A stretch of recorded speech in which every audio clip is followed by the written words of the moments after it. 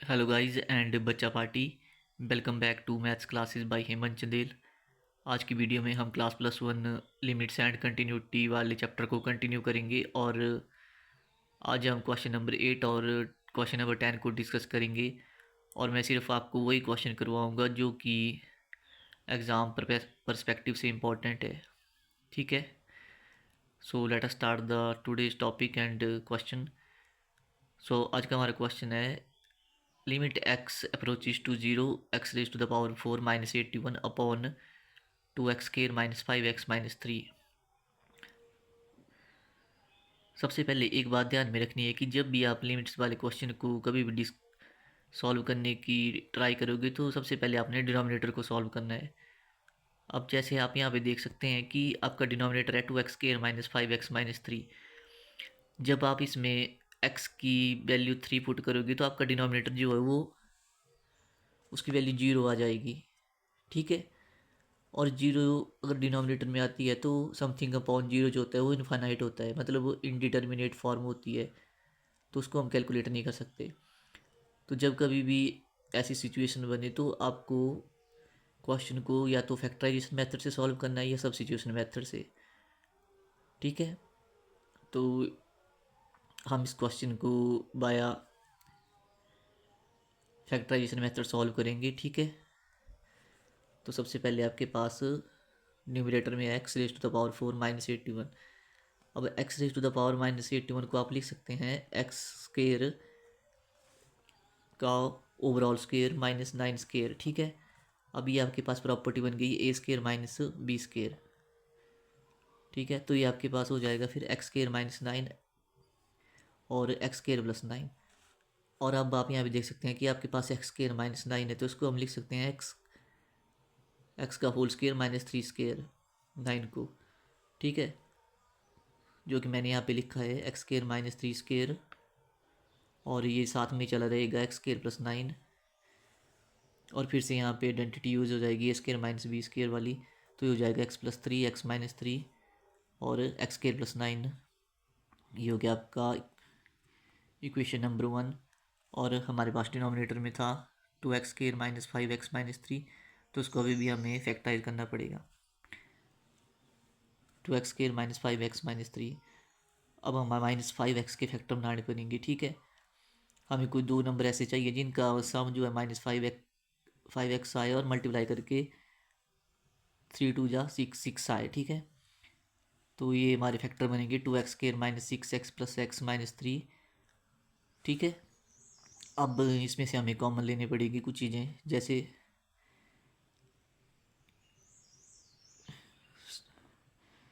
यहाँ से हमने 2x स्केयर माइनस 6x से 2x कॉमन लिया, अंदर बचा हमारे पास x माइनस 3, और x माइनस 3 से हमें प्लस 1 कॉमन लिया, तो अंदर बचा हमारे पास x माइनस 3। ठीक है, तो हमारे जो फैक्टर बने वो हो गए 2x प्लस 1 और x माइनस 3। इसको मान लेना है अपनी इक्वेशन नंबर 2, और इसके बाद equation number 1 and equation number 2 को आपने अपने गिवन क्वेश्चन में पुट कर देना है। ठीक है, put equation 2 and 1 in the given question. तो ये रहा आपका क्वेश्चन, और x की पावर 4 माइनस 81 की जगह आपने पुट किया x plus 3 x minus 3 upon multiply x square plus 9 upon 2x plus 1 और x माइनस 3। एक्स माइनस 3 से x माइनस 3 कैंसिल, और आपके पास बचा फिर x plus 3 x square plus 9 upon 2x plus 1। अब आपके पास लिमिट दी गई थी 3, तो आप 3 को अब पुट कर सकते हैं इसमें, तो ये हो जाएगा 3 प्लस 3 स्केयर प्लस 9 और 2 मल्टीप्लाई 3 प्लस 1। जब आप इसको सॉल्व करेंगे तो ये हो जाएगा 3 प्लस 3 6, 3 स्केयर हो गया आपके पास 9, और 9 प्लस 9 18 अपॉन 2 3 या 6 प्लस 1 7, तो ये हो जाएगा 18 मल्टीप्लाई 6 हो गया आपके पास 108 upon 7। So this is the final answer for question number 8। ठीक है, और ये क्वेश्चन पेपर में आ सकते हैं इस टाइप के, बिकॉज जिसमें फैक्टराइजेशन या सब्स्टिट्यूशन मेथड से लिमिट सॉल्व होगी उस टाइप के क्वेश्चन आपको ज़रूर प्रैक्टिस करना है। ठीक है, तो ये रहा आपका क्वेश्चन नंबर 8। अब हम एक क्वेश्चन और डिस्कस कर लेते हैं जो कि है क्वेश्चन नंबर 10। हमारा क्वेश्चन नंबर 10 है कि limit z approaches to 1 z की पावर 1/3 - 1 अपॉन जेड की पावर 1/6 - 1। ठीक है, अब इस वाले क्वेश्चन में आप जेड की पावर देख सकते हैं 1/3 है, तो 1 की पावर भी आप 1/3 लिख सकते हैं, क्योंकि 1 की पावर अगर कुछ भी हो तो वो हमेशा 1 नहीं आएगा, तो हमें क्वेश्चन के अकॉर्डिंग चलना पड़ेगा। और नीचे डिनोमिनेटर में हमारे पास है जेड की पावर 1/6, तो इसको हम 1 की पावर 1/6 लिख सकते हैं। ठीक है, तो आपका अगला स्टेप हो जाएगा इस क्वेश्चन के लिए जेड की पावर 1/3 - 1 की पावर 1/3 अपॉन जेड की पावर 1/6 - 1 की पावर 1/6। ठीक है, अब हमारे पास जेड की पावर भी सेम हो गई और 1 की पावर भी सेम हो गई, न्यूमरेटर में भी और डिनोमिनेटर में भी। अब इस वाली इक्वेशन को हमें z-1 से डिवाइड कर देना है, न्यूमरेटर को भी और डिनोमिनेटर को भी। ठीक है, और ये क्वेश्चन में इम्पॉर्टेंट है।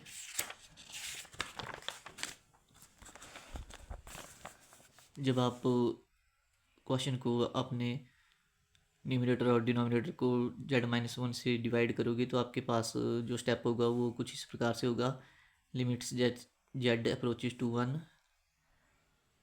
यहाँ पे मैंने न्यूमरेटर को z-1 से डिवाइड कर दिया और डिनोमिनेटर को भी z-1 से डिवाइड कर दिया। z-1 से डिवाइड करने का पर्पज़ ये है कि आपके पास एक आइडेंटिटी यूज होगी अब इसमें।